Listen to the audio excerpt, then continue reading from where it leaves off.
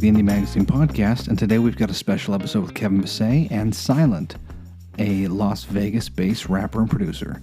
This episode continues our series accompanying the release of Kevin's new collaborative album, Flows. Enjoy.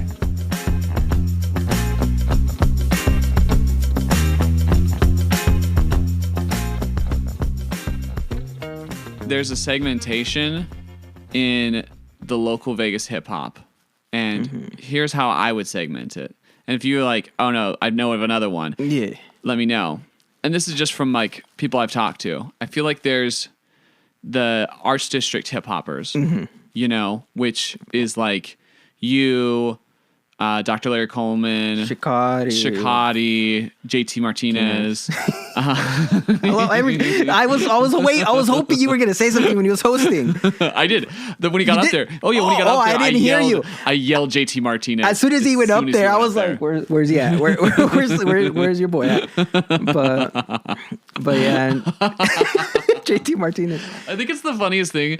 When it first happened, I was like, "Wait, did he just call his bro JT Hernandez JT Martinez?" And it was Larry who did that. Yeah, it was Larry who did it. Yeah, it was Larry. Larry started it, and I was just like, "Oh, that's so funny." And I was a little nervous because I was like, "Oh, what's JT gonna think about it?" Yeah. You know? Nah. And then when he was totally chill about it, I was like, "Okay, sick." So then I just said, "I'm calling him JT Martinez from now on." No, he's a cool dude. He's like as chill as you can so get, chill. dude. He just loves he just loves this whole thing too. I feel like, but yeah, it's hilarious. He like sincerely cares about it. Yeah. You know? Yeah, whereas like, I feel like you never know how much someone's going to care about it in the scene. And he like cares about everyone in it. He like wants everyone to be comfortable, everyone to have a good vibe.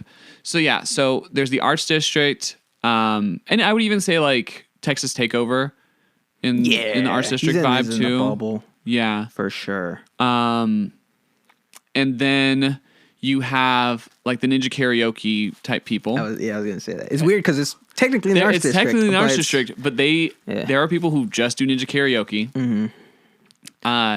Then you have the strip guys, like Z, Dre Will A. Like there's a few people who primarily do stuff on the strip, and they're like associated with like strip Tuesday stuff. Blend. Would that be? Yeah. Probably Tuesday Blend would probably be part of that too. Yeah. And I've seen a couple that I haven't seen around when I went to Tuesday Blend a while back. yeah, Z is really cool. See, okay, I don't think I've met. And Dre R is really cool too. I just had like literally Dre R left, you showed up. Dre R left, I went to go make rice, and then you showed up. Yeah, one after another. Nice. But yeah, they're super cool. And then there's also kind of like a little bit of like the Last Friday crew. I feel like there's like they have their own little group thing. Yeah, I mean, to some extent. I see it because I feel like it's more of like it's more like they're really close knit because I feel like they kind of grew up as that group because I feel like as groups are creating, people start coming in and out. Right. But then they probably just manifested themselves because they were a house party, right? So they already knew because obviously they're comfortable having each other at their house, right? So if they're already in that house party vibe, it's like you know what I mean. But that circle still stayed, and everybody else just kind of like came in and out. You know what I mean? Because I wouldn't consider Shikari to be part of their crew, more of Larry's, but he's collabed with a lot with them, right? Like a lot of people, like Maxi and who else? Well, actually, yeah, I guess Maxi because that's like that sphere of like moment and stuff like that. But I think it's mostly because I think he did a beat with him. So I guess maybe not as much as much. Yeah, it's that one's a little separate, but you know, some of the guys from it are really nice and they're cool dudes. I like fighting. Oh, and then two people I shouldn't forget. Dot Wave is definitely in the artsy vibe. They kind of cross into a few different places. Yeah. And then Faya is in the Larry Arts District with like the Larry side of things. In the Larry, yeah. And then the other one I would say is like the old heads. Like not quite old heads, but like the people like Snap Murphy, Charles King, Dak, Bessel. Okay. And Dot Wave, they kind of like, I feel like they straddle that, you know, and a lot of them work with like Inkwell, who is a engineer in town and like really a good like producer. Okay. I think he works out like the Hideout is like his main is like the studio he works out of. So Okay. there's kind of that surrounding. But I feel like it's interesting because and then Truth's in the kind of Larry side of things too. But I feel like you're like with that kind of like Dr. Larry Coleman vibe, but your sound is so distinct from theirs. You know what I'm saying? Yeah. You have like almost like an industrial hip hop vibe going on with a lot of your music. Yeah. Which is cool. No, I love it. Like, oh yeah, but I definitely agree. Yeah, but it's really different from the other stuff going on there. Yeah. You're right. It is. Which is interesting because it's always interesting, sending someone a track to collaborate on. And I think sending you, he's playing with his headphones for those listening. I mean, everyone's listening. I'm not filming this, but I think it's interesting sending a track because with you, I'm like, I feel like there's this like interesting poetic lyrical thing you've got going in you that I wanted to hear, but I wasn't sure what you were going to send back or like what we were going to work on with Never Try. So when I sent it to you, I was like, I don't know what to expect out of this. Yeah. And then when you sent back, I was like, oh, this is so cool. Like it was so unexpected though. You know? Yeah. Yeah, because I think the approach I did on that one was more of like story.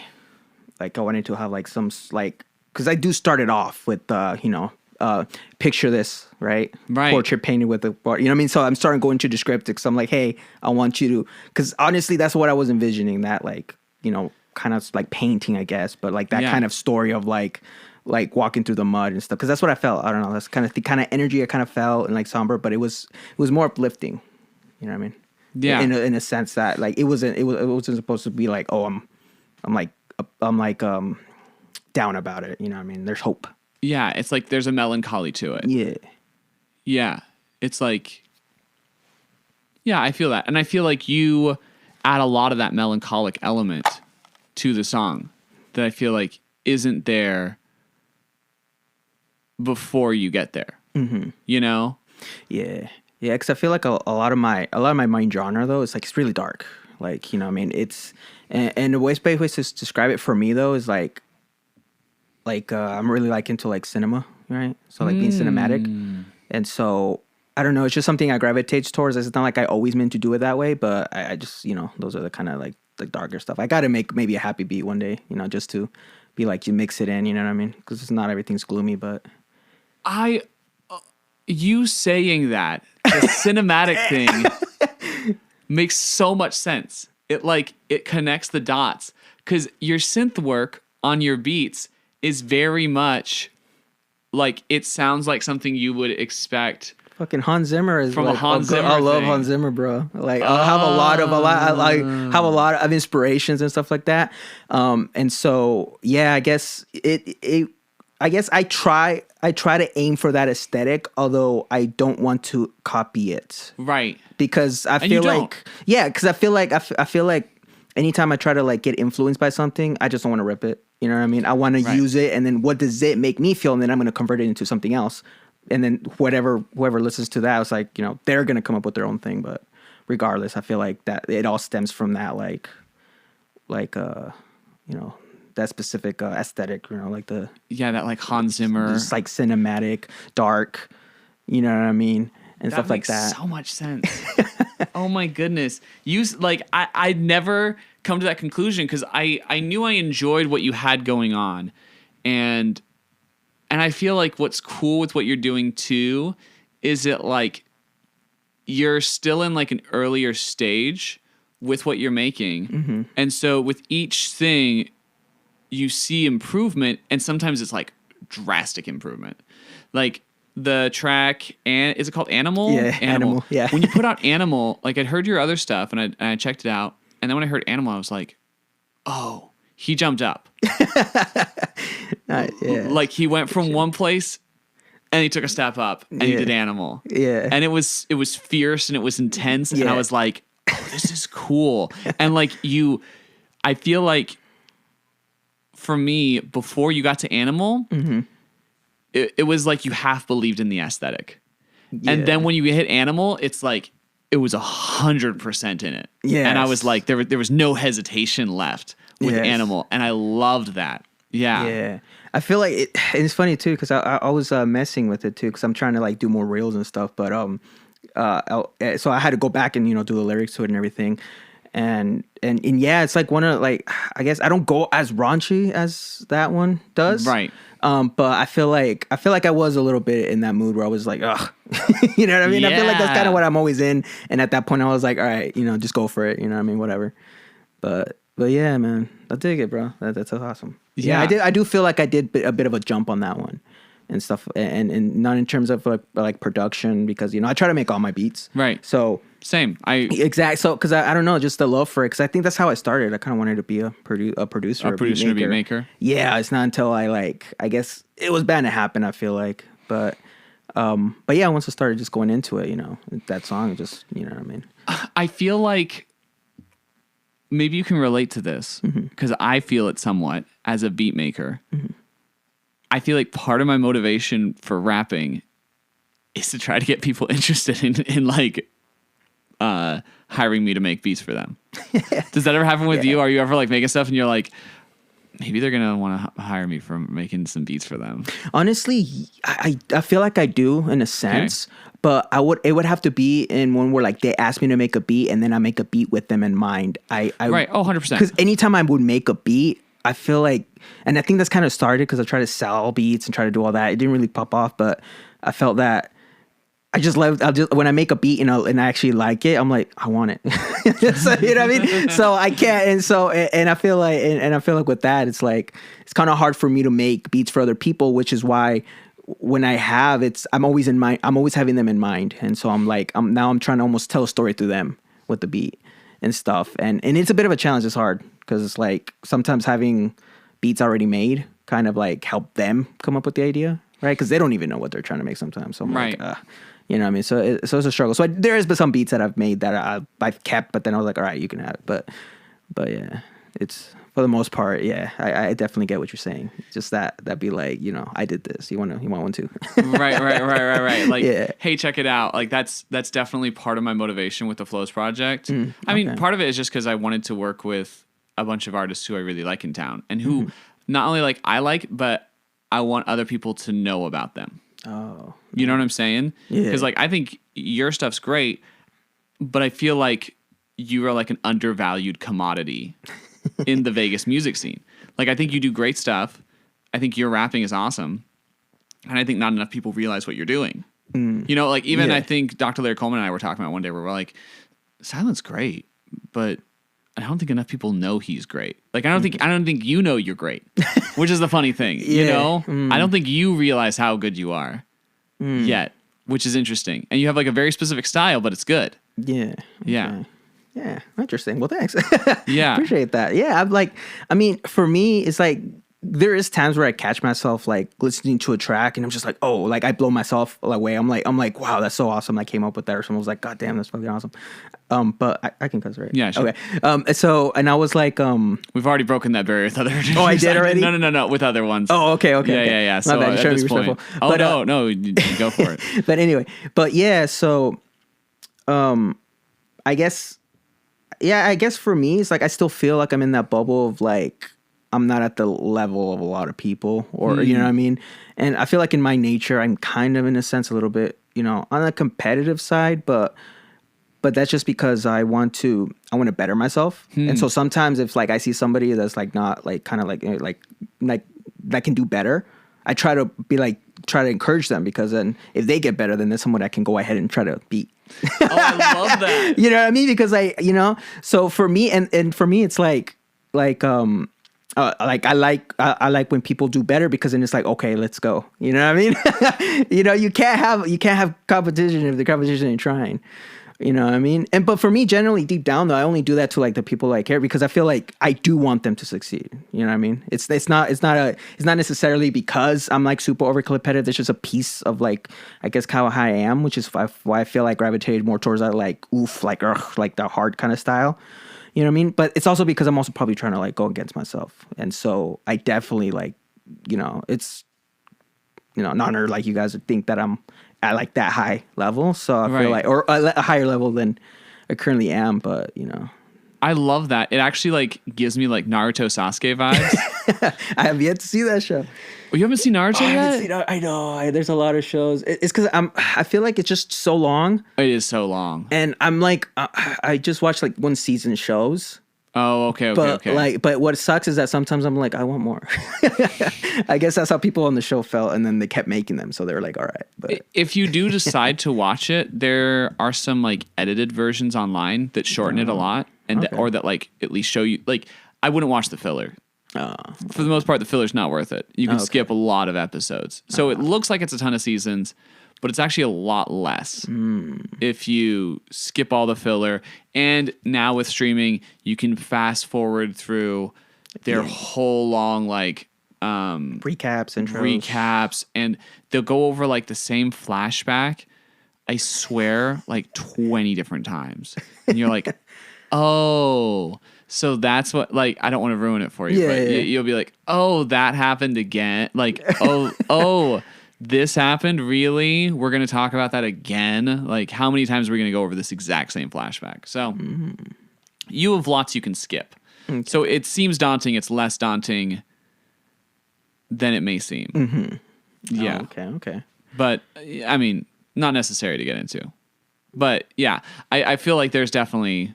I like that idea of I've got to make everyone else better. So, because your competitive drive, it's like, so that you can level up. Oh, for sure, yeah. Because you know what I mean. You got to be around those who are trying to aim for that, that height. But at the same time, everyone's gonna be like unique in their own style. But yeah, I definitely feel like, just like, I don't know, just part of me. I feel like, and I think that part of me that just wanted to like just kind of be competitive was probably one of the reasons why I just wanted to do it, because I think I've only done this for like official rapping, like coming up like 3 years, I think. Oh, okay. Yeah, producing for a while. I think I started making beats at 17. Okay. But didn't really take it serious until 23. And that's when I actually moved to Vegas. Okay. But wait, where are you from? I didn't know you were from Vegas. Kansas. Oh, you're from Kansas? Yes. Everyone, the fucking Larry's always giving me shit about it. But yeah, I'm from Kansas, bro. Midwest. Is it Midwest? That makes sense. Yeah, Midwest. Yeah. So I'm from Kansas. So small town though. Every time people assume Kansas, they're like Kansas City. I'm like, dude, Kansas doesn't even have all that of Kansas City. I think most of it's in Missouri. Yeah. But no, that's like a 7-hour drive from where I live. I'm like deep down. I'm like in this small town of Kansas. 30 minutes and I'm in Oklahoma. Or 15 minutes actually. Oh, so yeah, like at the Panhandle. Yeah. So I can even be in Texas, even like shorter.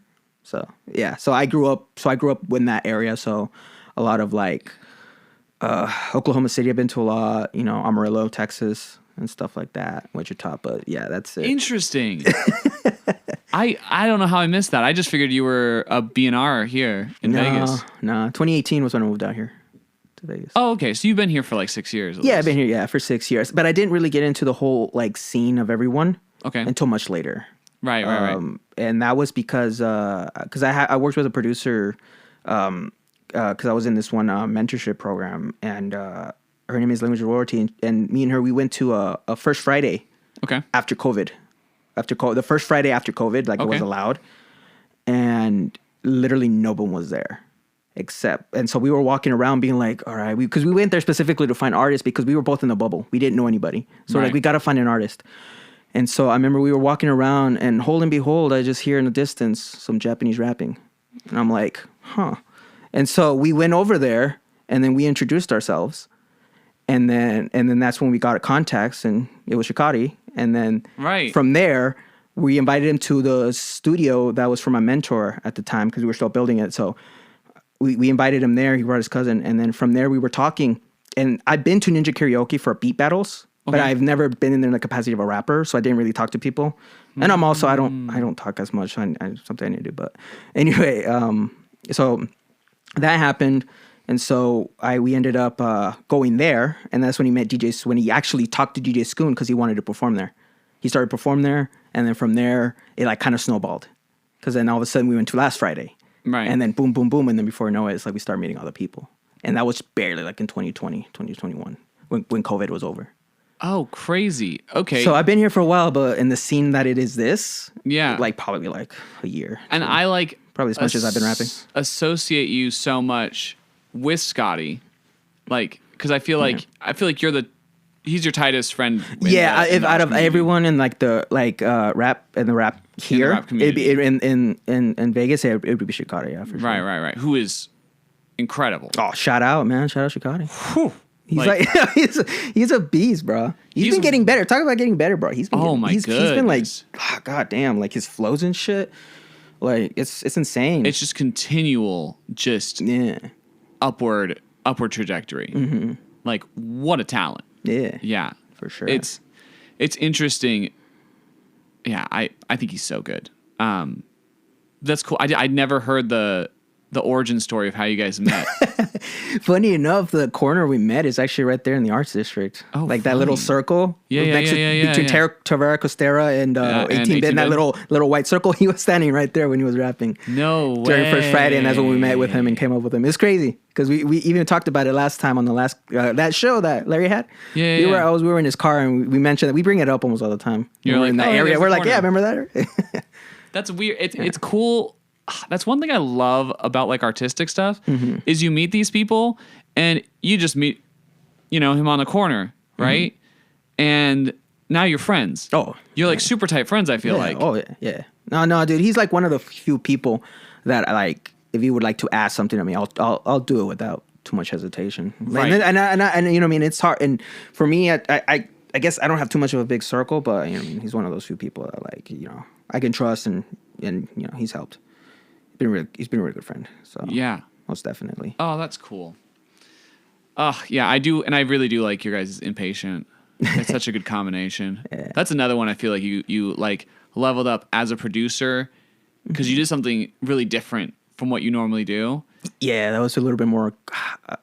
It's like piano driven. Gospel-y is what comes to mind. Yeah, and that's just because of the vocal of because I got the I had that sample that I bought with a pack a while back. Okay, and it was just there, and I remember we were just making beats. We didn't even think we were gonna make a song that day. I just made a beat because we were done recording something for him, and so sometimes he just chills and I'll just open FL and just go at it, see what I come up with.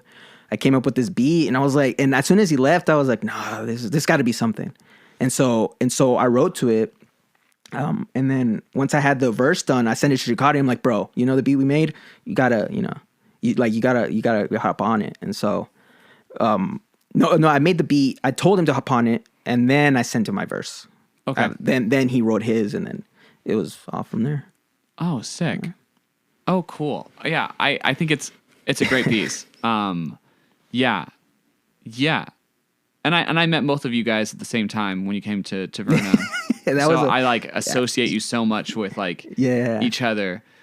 It's interesting because doing the album, like doing flows, I don't know why. Like in my head, I was just like, oh, I'm gonna put, you and Vessel together, like Henry, and I didn't even think about it till later, and then I was like, oh, maybe I should have put people who know each other already. Well, actually, you've never met Henry. No, I haven't, but I feel like regardless, I think that was still a good move in a sense for me that I see, because otherwise I would have never because I guess on a level, unless I meet him personally and get a vibe with him, I feel like it's technically still a collaboration in a sense, I guess, because it's on your project, right? So we're still on the same track. So I feel like it's like I would have never known of him or heard any of his verses if it wasn't for that, what I mean? And I think maybe that's what kind of like this whole grouping needs. I mean, I definitely feel like it's like those combos and those where it's like people who never thought of each other would be like, oh shoot, you know what I mean? This person is here, and then maybe Vegas does need to collaborate a little bit more. Yeah. But that's interesting. Okay, I'm glad to hear that because I was like a little nervous. I was like, oh, maybe I should have like had Eric and Scotty on like a song together, Mm-hmm. and then I'm like, but it felt right to me. I was like, oh no, I want these two rappers, these two artists Mm-hmm. on this song. Like I was like, these are the ones who are right for this song. Mm-hmm. But then afterwards, I was like, oh mate, maybe I like made a mistake. So I'm glad to hear that you like. Oh no, the I vibe. love it. Okay, Yeah, cool. I love it. It's a really good, like you said, it was a really good, powerful intro, and then like the mellow, and then you finishing it Yeah, off with and like then finish a off. mixture. Yeah. Yeah. I didn't know where my verse would be at first, and then I listened to the lyrics, and I was like, I say like 3 swings, I'm out, time, and now it's time to sit down. And I was like, oh, if I'm saying 3 swings, I should have it be the third verse because it's like the first swing, the second swing, the third swing. Yeah. And I like how it like the energy drops verse to verse because like Henry comes in with like all the confidence in the world, you know? And then when it gets to you, it's like there's a little bit of doubt that's like crept in, Yeah. you know? Yeah. And then by the time it gets to me, it's like I effed up, but like at least I tried, you know? Yeah. Like, it didn't work out. Like I swung out. Yeah. Time to move on. Time to move on. Yeah. No, yeah.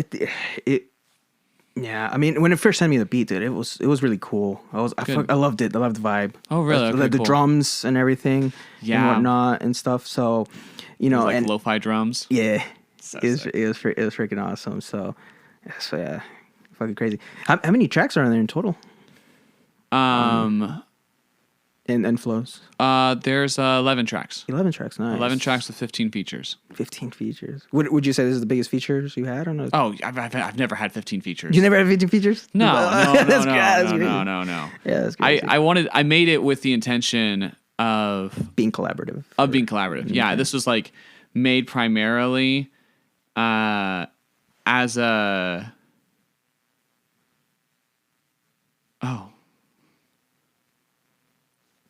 Sorry, someone texted me and I needed to respond. No worries. Okay.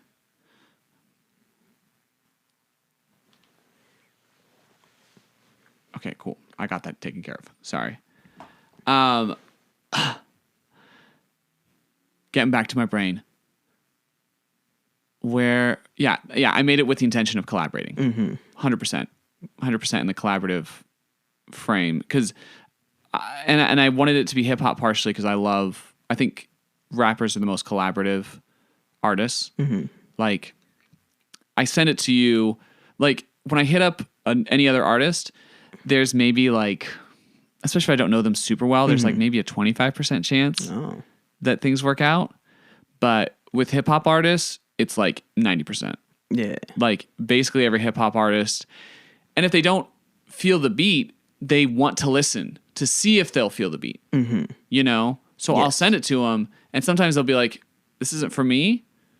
And I'll be like, okay, cool. That's fine. But 90% of the time they will respond and they'll say like, send it to me. And then I send it. And then most of the time we even end up working together on it, which is great. Nice. Yeah. So I that was kind of the intention with it all, which has been fun.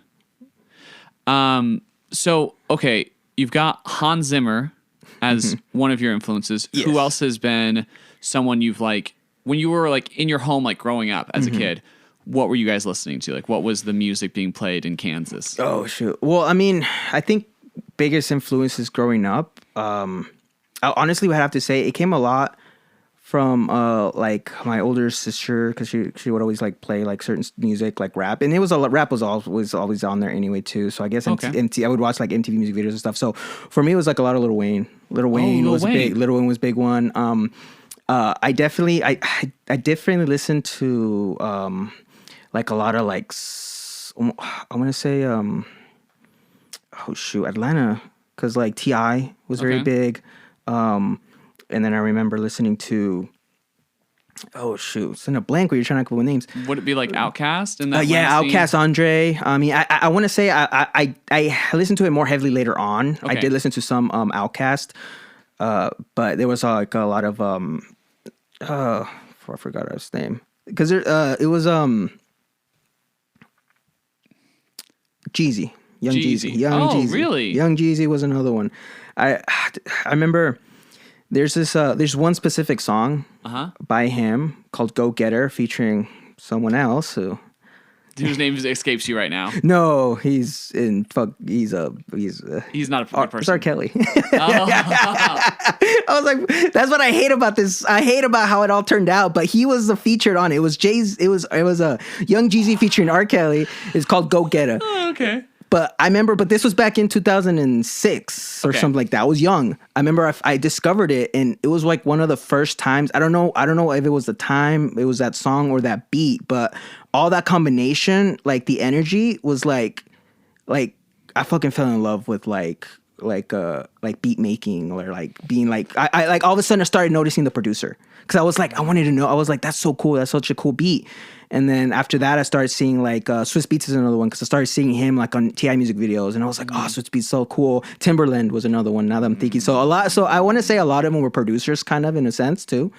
Oh, interesting. And so because I was really instrumental for me, because after a while I discovered like EDM, like electronic, like Skrillex would be another good one for me, just because Love Skrillex. Back in like on the early ones, Scare Monster Night Sprites, when that album came out, like a lot of like it was just really I was really about the music, the instrumentals and stuff. Lyricism, I was a big part of it, but I wouldn't say it was so big, right? It's not until later on where like I kind of like delve back into hip hop, because I mix them all the time. I'm constantly listening, from EDM, electronic, to rap, and then rock. You know what I mean? So, because Escape the Fate was fucking high school for me. Oh, really? And so, yeah, Escape the Fate, dude. It was that part of your motivation coming to Vegas, because Escape the Fate? No, it's funny enough. I didn't even know they lived out here, bro. The only people, I didn't really know anybody who really came out from here. I think maybe the only people I knew was Panic at the Disco. Yeah. And I want to say The Killers. I think that's it. I didn't even know they came from here. I know later on I found out. I think Rodney lives here. Right? Yeah, Ronnie lives here. So obviously I'm like a big, huge fan. But yeah, I'm like, rock was a big thing for me too. But in terms of rap and stuff like that, it's not until like I later on I started getting more into like more lyrical stuff, like Royce, Detroit rappers, obviously Eminem, dude. He was like I like when I started actually note analyzing and like getting punchlines and stuff like that, then all of a sudden I was like, oh, like I want to listen. I started listening to the song more than once, because I was like fascinated by like whenever you catch like a double entendre, whenever you catch a double meaning, a callback, you know what I mean, or like or like a unique fusion, like it's like for me it's like, oh shoot. You know what I mean? Like they got me. And so from there, it's like, I guess all that combination came from it. But I feel like early, like the 2000s rap was really, was I feel like the driver, probably the driver, and then everything else just started like, I guess flavor, or like added the stuff. Cause that's what I like one thing I like about rock is just how like aggressive it gets. Yeah. You know what I mean? Like where you just like, you just like, you can scream it. You know what I mean? And I try to make a rock kind of ish song. It's called Wrath. The track Wrath. I try to make it, because at the end I try to have like a rock breakdown where I'm just you know what I mean? And just going. I mean, it's probably not one of my best songs, but I still love it just because of that attempt, and I feel like I would want to attempt it again. Something rock, something, you know what I mean? Something really like collaborate with the rock band would be pretty cool, but that'd be sick. Depends who's out there. You should. Have you gone to a lot of the local rock shows or not as much? No, dude. No. Well, I mean, because a lot of the people I know are just rap, so I would have to go by myself basically. No, I know. Dude, I can introduce you to people. Okay. I'll let you know next like heavier rock show. Hell yeah, yeah. Because I know I've been to like what was it? What was it? They were at Soul Belly that one time. I don't know if you were there. Calamity and Joy maybe, or Elevated Underground. Elevated Underground. It was Elevated. I remember I went to Elevated Underground show. It was with Chikati. And stuff, and I remember they had a lot of other rock bands there and stuff and stuff. So, but I love, I love that energy. Oh, and I feel like a lot of them would be open to a collaboration. I feel like Wise Idea would be someone to go after for something like that. They're dope. Harley plays guitar for them. Oh, nice. Oh, yeah. Yeah. Oh, forgetting all the numerous projects you have. yeah. Was it Jack Jack and then Yeah, I got Jack Jack, and then I got the acoustic stuff I've done, and now hip hop. I love that. Yeah, well, you gotta constantly be exploring, you know. Yeah. Yeah. Oh, and there's a huge like hard rock community here. Oh yeah, I've heard many times from several people where they're like, "Yeah, this is a rock town." Yeah, right. And like Scotty knows a lot of the people. I know a lot of the people. So yeah, I mean, I'll let you know any rock shows I'm going to now. Oh hell yeah, man, that'd be pretty awesome. Yeah, no, I can totally introduce you to people in the scene. Nice. Yeah, because you do have that heavier sound that I feel like would work. Do you know Chase? His Pathogen is his like rapper thing. You should get to know him. Yeah, you guys are like in a really similar vibe, and he is really connected with the rock community. Yeah, he's a rapper, but he's like very much like he will open for rock acts regularly. Oh, yeah, nice. because he's kind of adjacent. He's got like that more industrial rap sound. Industrial rap. Okay. That you have. That's how I would characterize your rap. I don't know no, for sure. And I feel like a Death Grips vibe. Yeah, I feel like once you put your music out there, you know, what I mean, you got to be okay, like allow people to define it. Exactly, because at the end of the day, too, like the music will mean a lot to me when I make it, but I hope it can mean something to somebody in some way. Right. Even if it's hate. Right. I don't care. It's like, hate it. You listen to it. It made you feel something. Right. Even if it pissed you off. Just don't listen to it again. I love when I listen to something and it's so intense and ridiculous that I start laughing. Yeah. That's when I'm like, oh, this provoked an intense reaction in me because I'm laughing. Yeah. And it could be great. Yeah. And I could be laughing. Or it could be terrible and I could be laughing. Or it could just be so interesting that I start laughing. But it gave you something. Yeah. I want it to be enough to get me to feel something. Nice. Yeah, nice. I feel that. Yeah. I think you're right on that. Yeah. I feel like for me, it's the face I make. Whenever if I make a face and I'll be like, ooh, this is something. So I'll be like, I know it's audio, but I'll be like, you just see me. I'm like, ooh, you know, I'm just like, I get this face where I'm just like, you know, like, that's hard, you know? And I would do that even if it was like a freaking Vanessa Carlton song or something. She came out with something new and it was real dope. I'll be like, 1,000 miles, come on. Hard. It's a classic. So who else did you get into rock-wise besides Escape the Fate?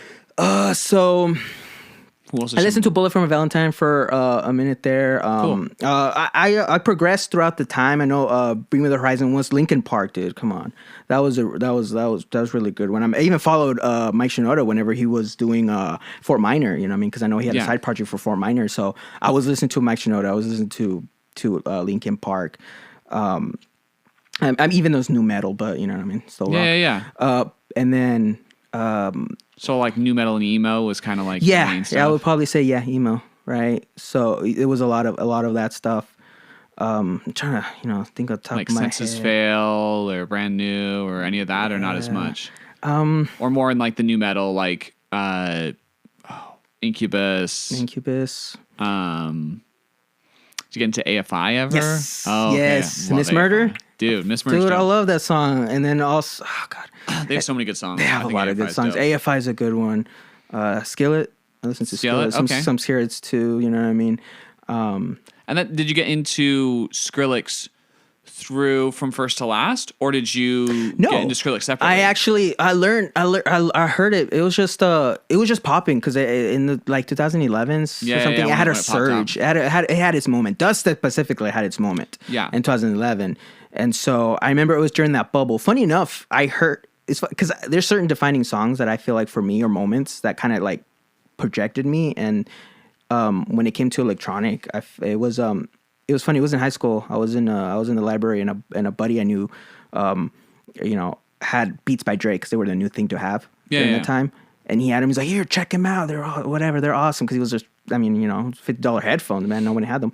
And so I was like, all right, I listened to it. But the song he played was Scary Monsters and Nice Sprites. Oh, dope. And that's the song I heard. And I didn't even care about the headphones, bro. As soon as the song came on, I was like, what is this?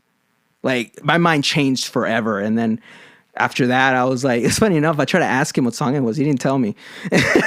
And then so I had to keep asking. It's not until another buddy of mine was like, I kept pushing people, and not until he told me like, it's like, we're at lunch or something, and it was like, it's dubstep. It's called dubstep. And I was like, what? And so I went home and it was over. I started listening to everybody. Did you like his new 2 albums that he put out this last year? So I listened to I listened to a lot of like singles and stuff or pieces from this music. It's when it comes to albums, it's hard for me to sit down and listen to a whole album. I usually like let them come to me. I don't know. I have a weird way of listening. Highly recommend Quest for Fire. Quest for Fire. I think you're gonna love it. Oh, I think it's Skrillex's best work. That album. Okay, all right. Those 2 albums. Quest for Fire. I'll definitely check it out. Yeah, I think you would really get into Quest for Fire specifically. It has great energy and it's just sick. Nice. It has Rumble on it and like Rumble is one I've heard several times. Freaking love so Rumble. Good. You know what I mean? I feel like everyone in the EDM community just gets a kick out of Rumble. It's so sick. Yeah. And Ratata. This is the beat to go Ratata, Ratata. Oh, fucking beast. Yeah. Do you ever like try to connect with the EDM community here?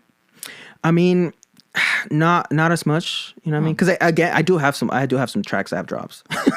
Right. So I'm like, I love the EDM electronic. You know what I mean? Yeah. So I guess I haven't really. I mean, my expansion in the city is very minimal, and I don't know whether it's like, it's just me who like, you know, I don't know. Sometimes I don't coping with like knowing too many people. Sometimes it's like, I don't know how to handle. You know what I mean? Sometimes, but I mean, it's probably just all in my head. I just got to go out there and just be like, you know, meet people. I mean, because you're a friendly dude, so. Yeah, I mean, I feel like I haven't not as much. You know what I mean? I've been to some. I mean, but they were mostly like just like kind of like small raves. Okay. I guess, right? Like they're just like alleyways of freaking warehouses and stuff. But I in terms of like meeting with the actual like DJs and like you know, trading info or just getting to know them, stuff like that, I guess not necessarily. Oh, okay. But yeah, that's definitely something I might do. I think that'd be great. Taverna has an open deck tomorrow where there'll be a lot of DJs, so that'd be a good thing to come out to. Nice. Is that like a reoccurring thing, or is it just like they used to be having it every month, but they haven't basically since it got cold. Maybe that's why they stopped for a second. But I think they're gonna start having it again monthly. Maybe I don't know. I just saw that they were doing it tomorrow, just on the roof. So it could be a cool thing to check out and like network a little bit, get to know people, see who you like, and just talk with them. Yeah, for sure. I don't know. Yeah, no. I don't know. I don't mean to be pushing you. No, and that's the thing though too. It's like when it comes to like being social and stuff like that. Oh man, I'm the worst. Oh yeah. Yeah. What? Yeah, man. Why do you think I picked the name Silent, man? I'm like that because I was always a quiet kid, man. Growing up, I was like I was always a quiet kid and stuff, and like I remember one time when it like snapped to me that I think it was in middle school, and I was talking to my friend, and I was talking to someone like casual. To me it was casual, and then I remember I was cussing and everything because I was like my terminology by that point. Right. And then I remember like somebody next to me was like you cuss? Like I'm like what the fuck? Like I just don't talk to you. You never really, you know what I mean? I just don't talk at all. So I'm like I don't know what you want me to do. But so yeah, I just like grew up being like kind of the quiet kid and stuff. So for me, like trying to like, you know, I guess that's why a lot of like collaborations I like personalize apart from like people asking me or making beats. Like there's only like I think 3 people I've asked to be on my projects. Oh really? Yeah, Larry, Scotty, and JT. Yeah, he's in. And those are all people you're super tight with. So yeah. And I feel like for me, it's not that I don't want to ask people. It's just that I feel like I don't know. I feel like whenever the time comes, I probably would ask them or ask somebody. It just takes a while to get to that. Yeah, or you know what I mean? Or maybe I do need to like push myself to be like, you know what, you probably, you know, got to. But yeah, I mean, I think like collaboration is something I could definitely work on. You know, because I'm also trying to like discover, you know, how to make, because I'm in that mindset of like, you know, like I can do a song from start to finish, you know, right, including like the afterwards, right, like the music video and stuff, because I've even filmed a music video by myself, right. So you know, you're like I can do the entire process by myself, yeah. So it becomes harder to be like, let's involve someone else. Yeah, or maybe it's just because I'm just so like adverse to like be so social, because even when you go to events, like it's for me, it's like going up to someone's like, hey, my name is, you know what I mean? For me, it's like takes a lot for me to just go up to someone and be like, hey, my name is Sylxnt. I'm a rapper.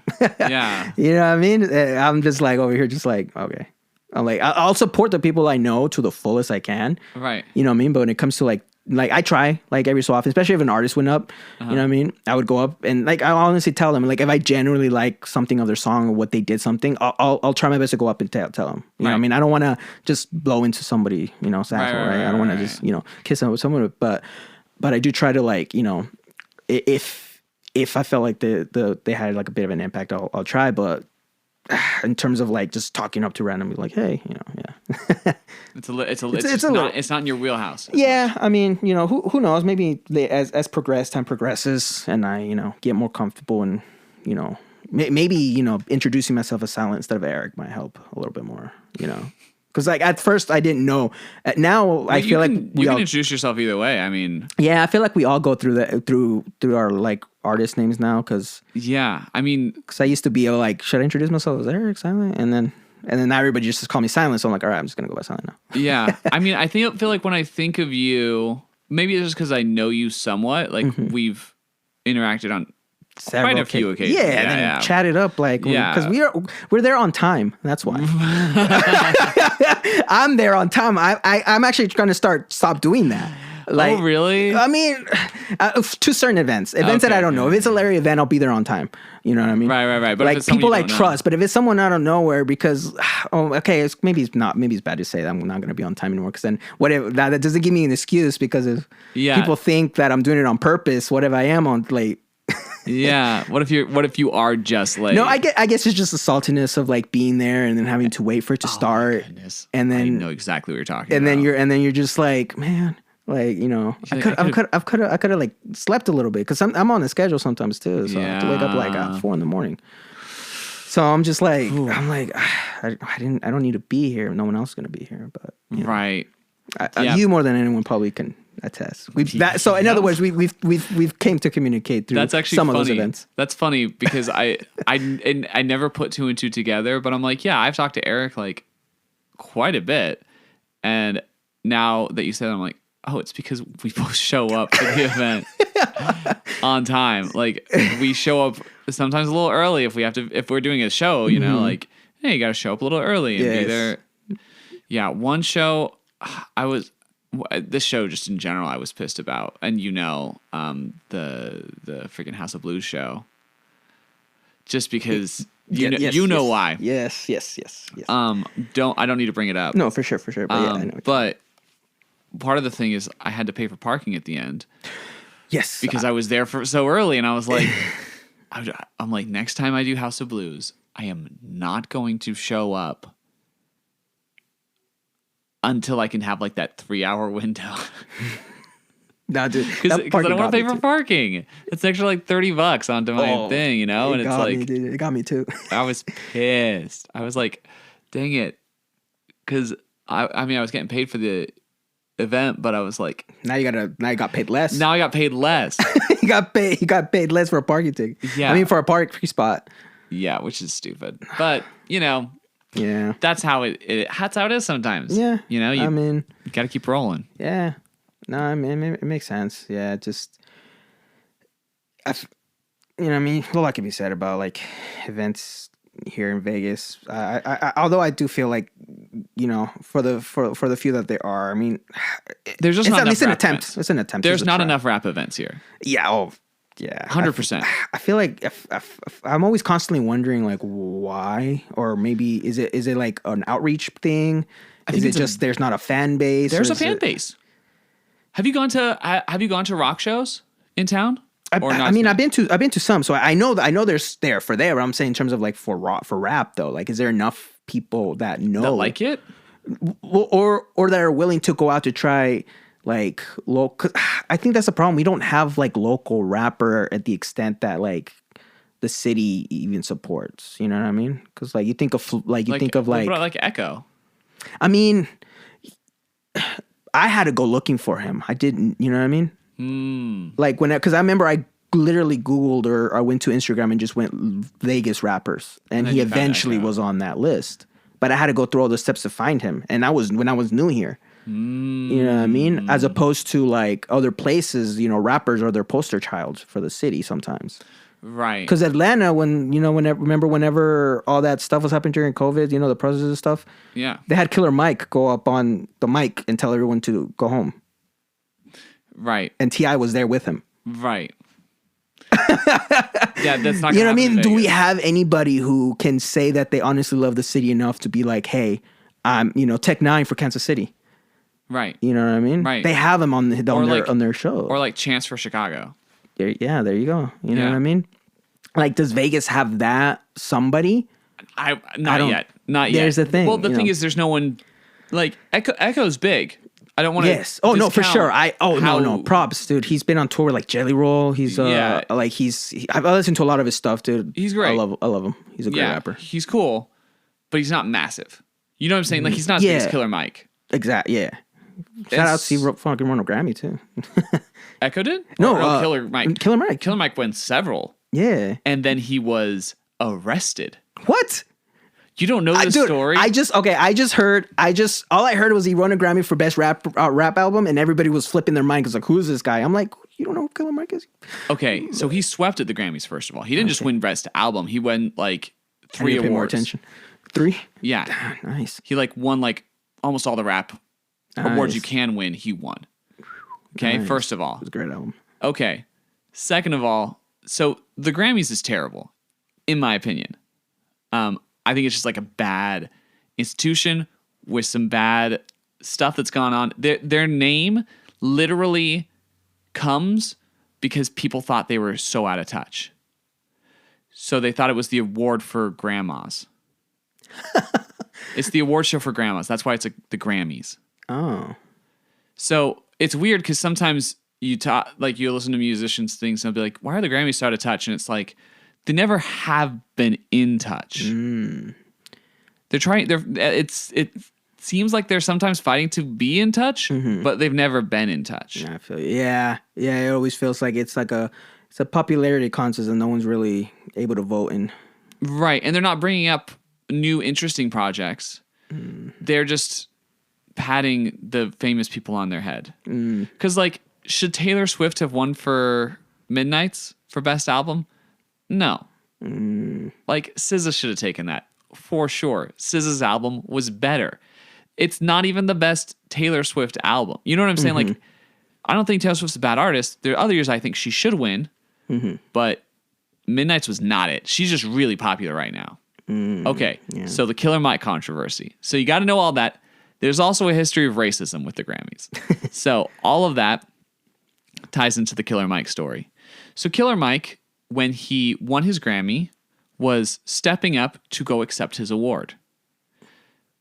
A security guard said, hey, this is not where you're supposed to go up to accept your award. He didn't listen to her because he was slightly drunk and really excited to pick up his award because he just won a Grammy. Yeah.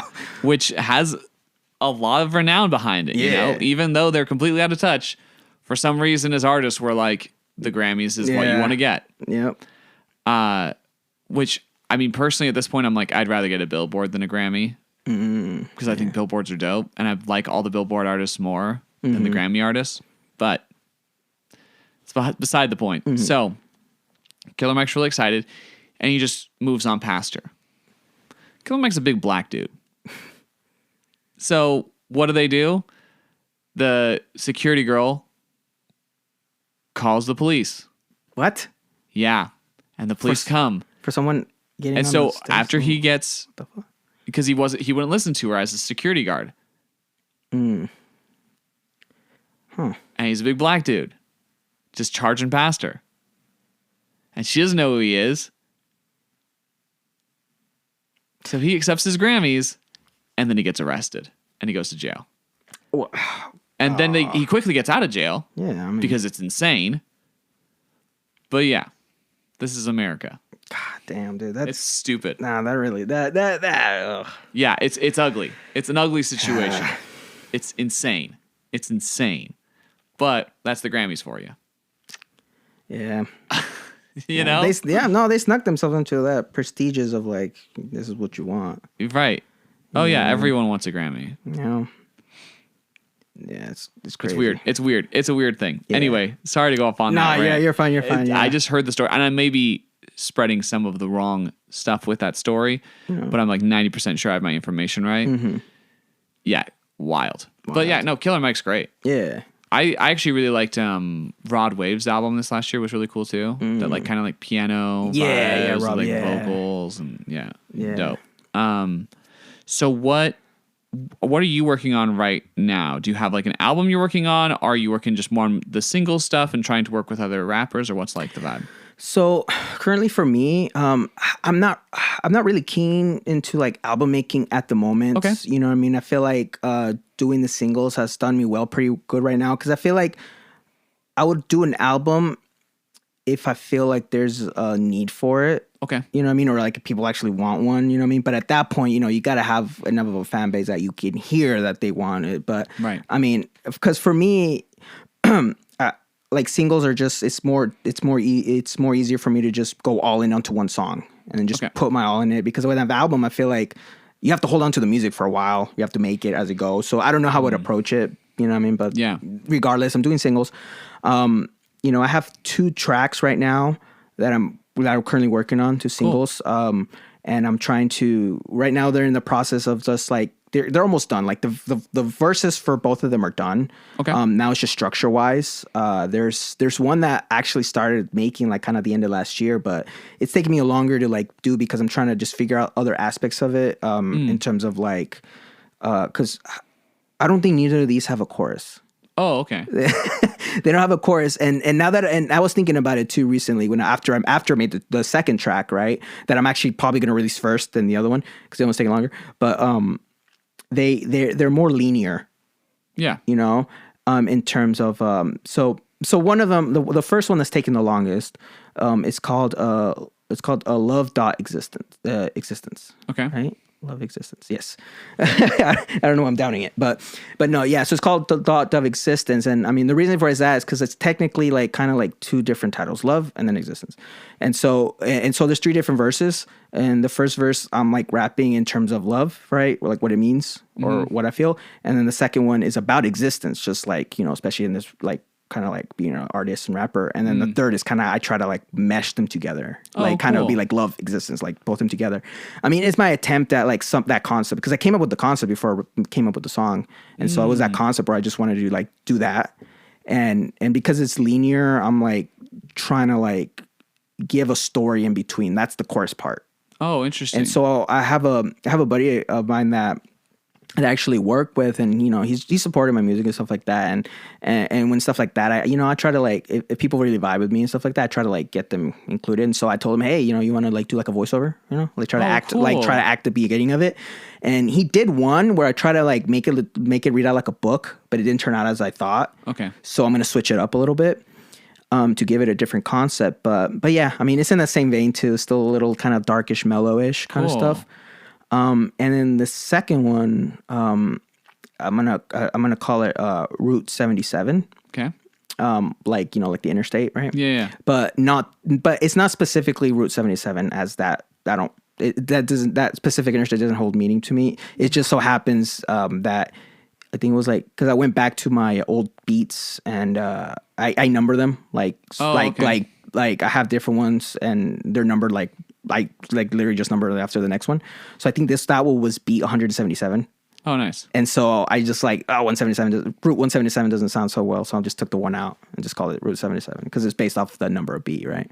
But it's basically kind of like that, kind of like a linear song where it's like it's not gonna have a repetition and it progresses and it's kind of, and in my mind I'm thinking of like, it's like a story or of how it's almost like I'm picturing myself driving down an interstate.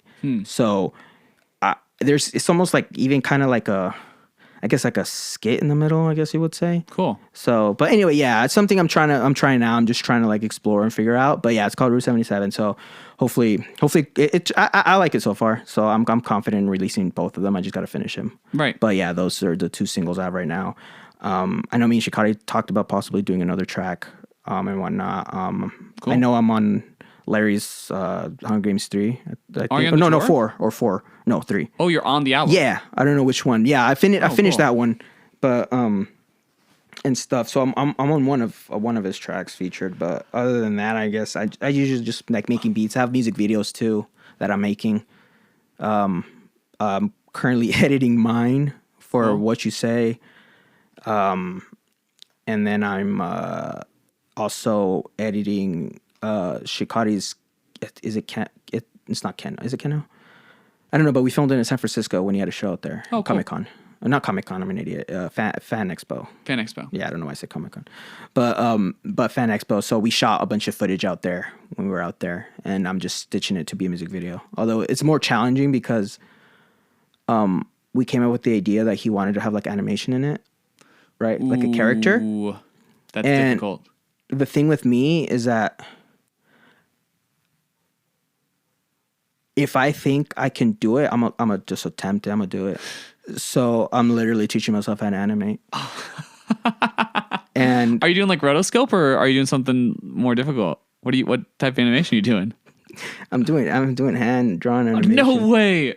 500 frames. Oh, jeez. 500 frames, and I'm barely at the stage where I'm copying the movement, because what I'm doing is I'm referencing him, because it's a character that's dancing and just like whatever. I came up with the idea. It's like, hey, TikToks are like they're dances, and they're easy because they're always facing the camera. They usually never spin. I wouldn't say I'm 100%. I know what I'm doing, but I at least know that there's difficulty to it. And drawing a character spinning or turning is probably one of the hardest things to do, because now you have perspective. So I'm like, so for me, it's like, all right, I'm gonna try to. That's perfect because they're dances and they're always looking at you. So I was at the stage of like basically trying to copy their movements to the character.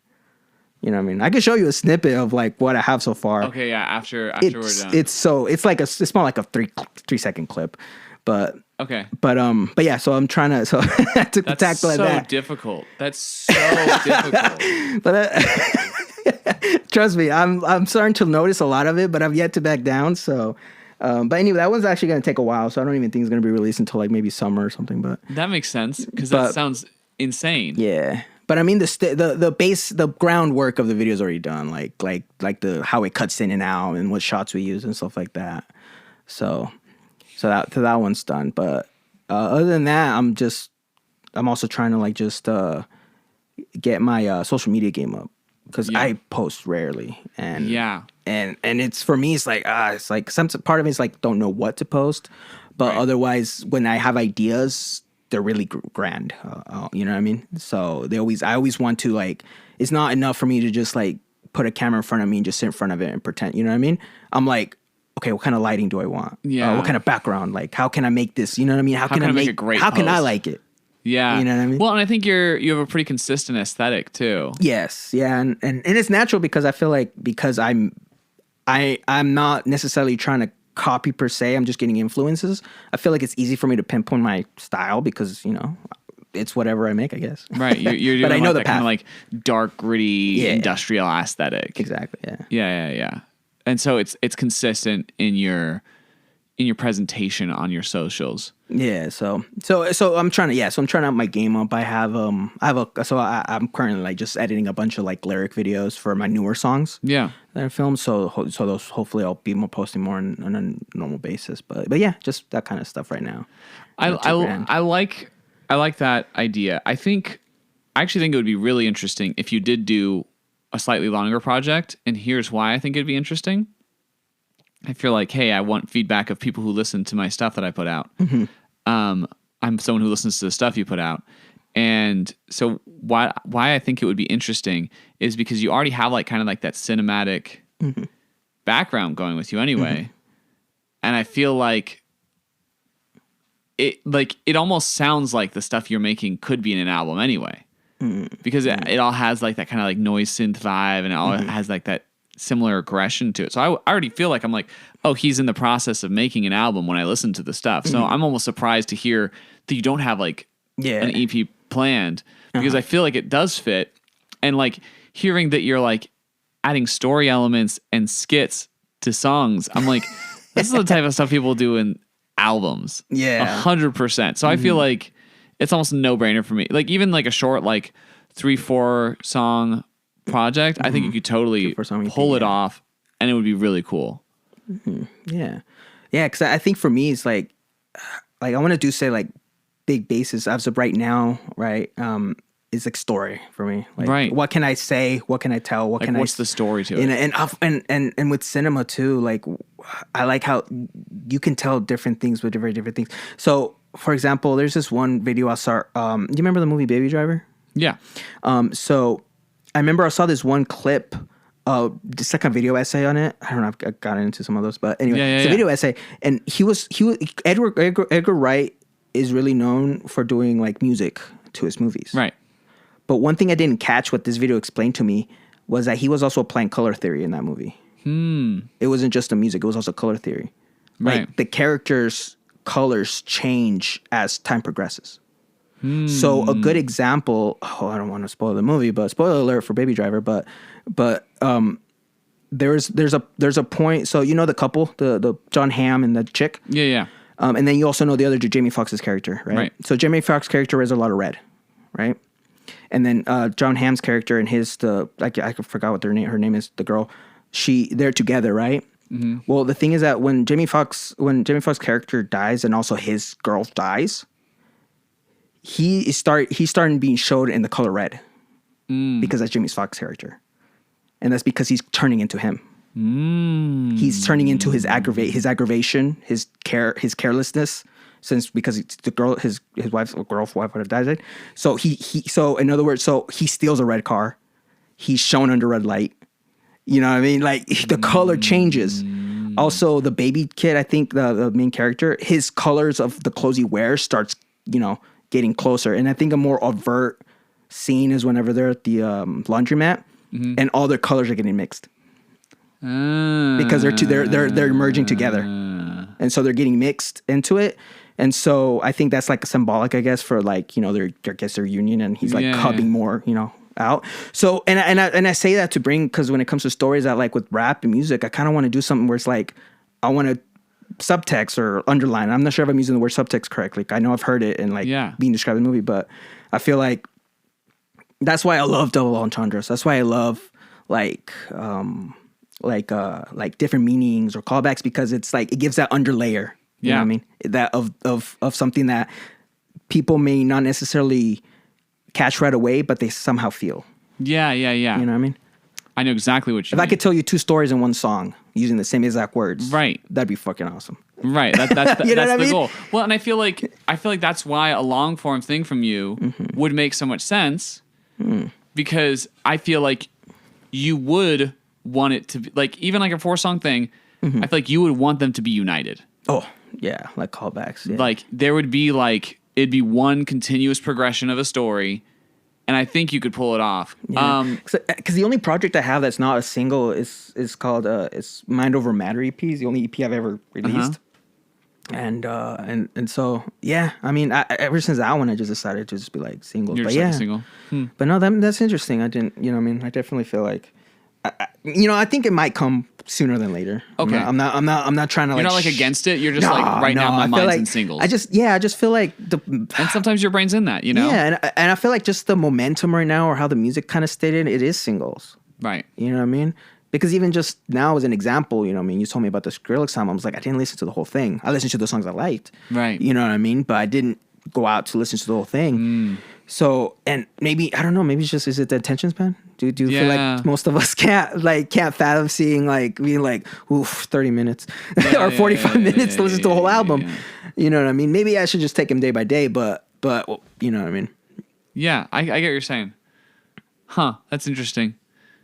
Yeah, and I mean, if your attention is for singles, you should definitely do singles. Like if you're like, I can't even listen to a whole album, then yeah, you should not be making an album because your thoughts are, how can I make the one song impactful and get that across? Yeah, but maybe more EPs.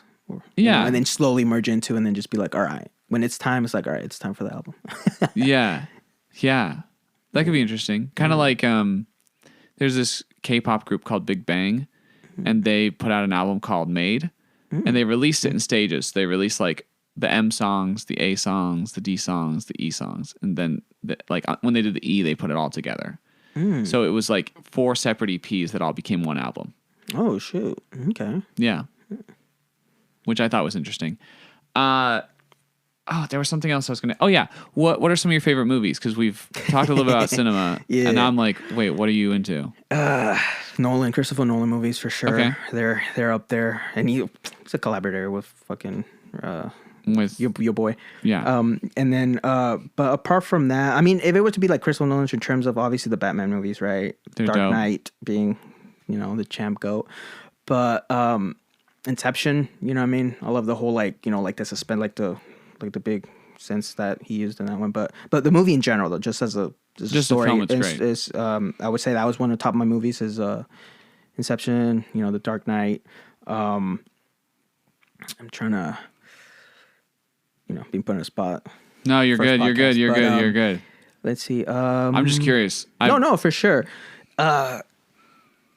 Fucking! I remember the Fast and Furious movies at the beginning too. Like before they started getting crazy. Yeah. So You know what I mean? Like 1 Tokyo through 3, Drift and stuff like that. I love Tokyo Drift is those sick. those movies too. I mean, because like, Charlie Countryman. Have you seen that one? Shia LaBeouf. Charlie Countryman? Yeah, the Unnecessary Death of Charlie Countryman. No. I love it. Okay. They use a lot of Moby's music. They use it's in key parts. Okay. Moby is a beast. Like, you know who Moby is? No, I don't know. You know who who Moby is? He's like early. A$AP Rocky samples him in A$AP Forever. Okay. He even has him featured on it, I guess, at the end. But no, he was Fatboy Slim. You know Fatboy Slim? Yeah, is? I know Fatboy Slim. So I think he's in the same vein in the terms that he got really popular just being instrumentals. Okay. He does it. I think he sings and sounds like that, but I think he sings but samples himself. So I don't think he classifies himself as a singer, but he does a lot of instrumentals, and a lot of his songs have been used for movies. So you probably heard his. I probably music. heard it, just don't know I've heard exactly, it. but Moby's a good one. But anyway, he some of his songs are used in that one. But yeah, I love the movie. It's really I just like the pacing, the acting, the colors, the way it's all dark. There's that one.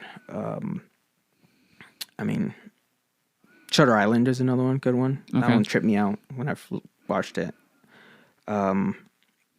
Like that kind of imagery. So, Yeah. for example, that Bradley Cooper movie where he takes that pill, Limitless. Limitless? Yeah. That one's a good one too.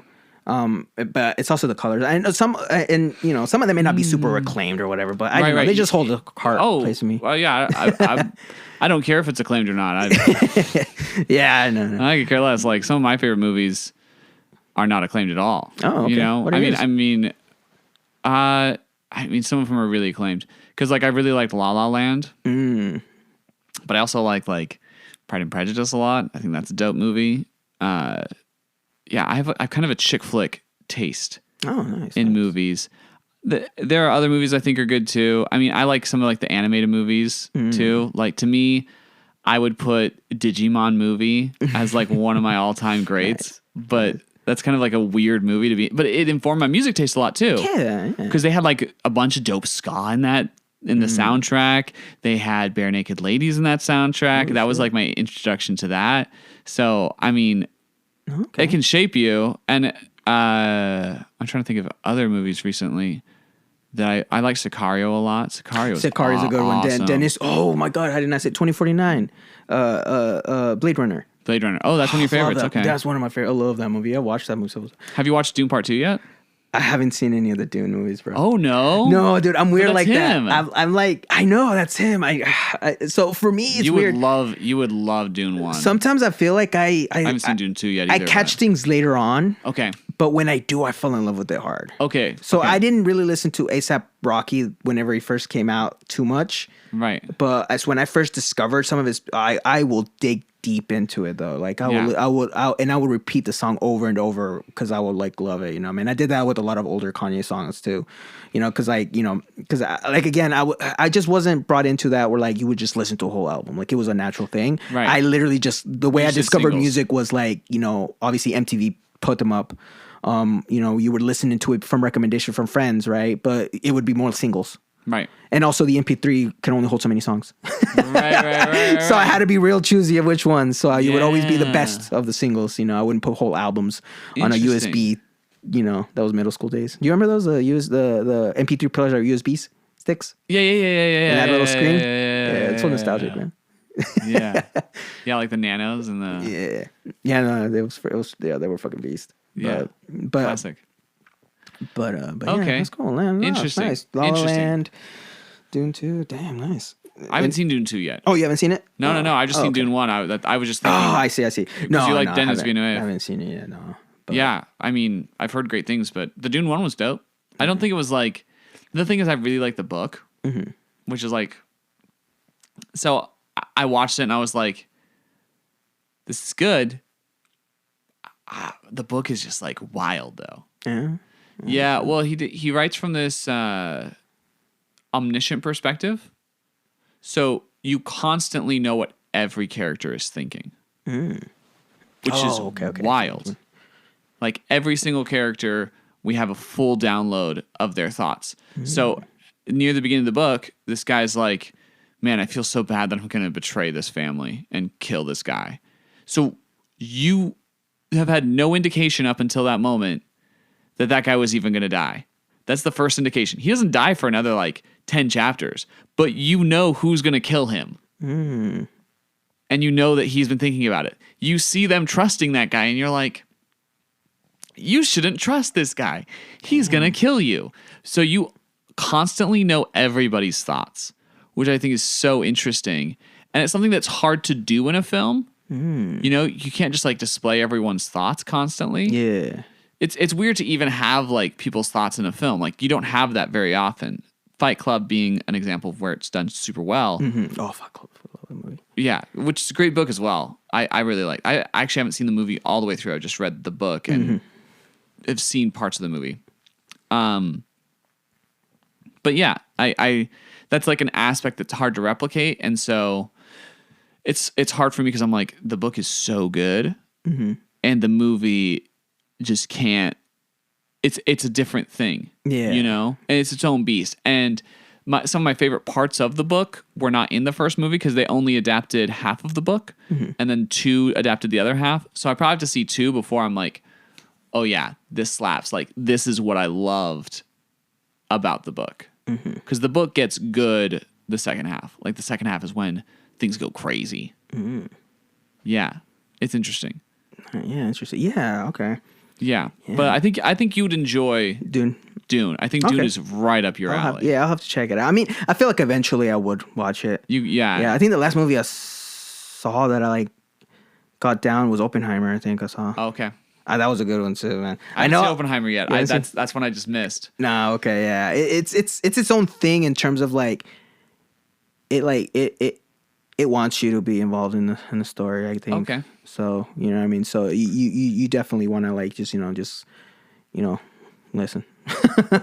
want to like you want to yeah, you're involved. gonna have to. Yeah, I think it's like 3 hours, isn't it? Yeah, it's like a 3-hour movie. Yeah. But I mean, it went fast by some parts, so I don't feel it was The that thing that I was hesitant about, because I really like Tenet, but I couldn't understand Tenet. But when I watched it, I didn't watch it in theaters. I watched it at home with subtitles on, and I loved it because I had subtitles and I knew what they were saying. And I was so scared Oppenheimer I wasn't going to be able to hear him, and apparently you can hear him. But I was so nervous that I didn't even go. I think the Tenet one, if I'm correct, it was actually by design. You weren't supposed to hear him by a reason. I think the whole movie was basically supposed to have. I think it was supposed to give you like some sense of Disorientation. There you go. I think that was a point of. I think it was a point of it, which I love. Like, you know, if you can impose something on them to tell the story. Right. But right. Yeah. I don't love that feeling of disorientation. No. So I liked having the subs, but yeah. you know. So yeah. Anyway, dope talking to you. This was a fun time. Bro. Thanks so much for being a dude. part of the album. I'm super excited for it to come out. No, man, excited too, man. Thank you for including me, man, and also inviting me over. Yeah. To the podcast, no, I'm pumped. I'm pumped that you could make it work too, because at first you weren't sure if it was going to be Zoom or in person, and I like the in person vibe so much more. It's like so much easier. Yeah, to it's a better conversation. Yeah. You connect, you know. Anyway, but yeah, dope. Sweet. Okay, see ya, listeners. Peace.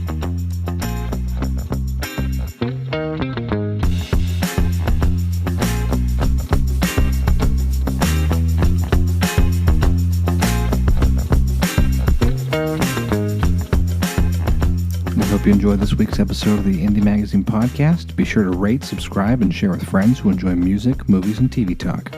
We'll be back with another episode from this series soon where Kevin sits down with Dre R, and you don't want to miss that one. Till then, listen to good music.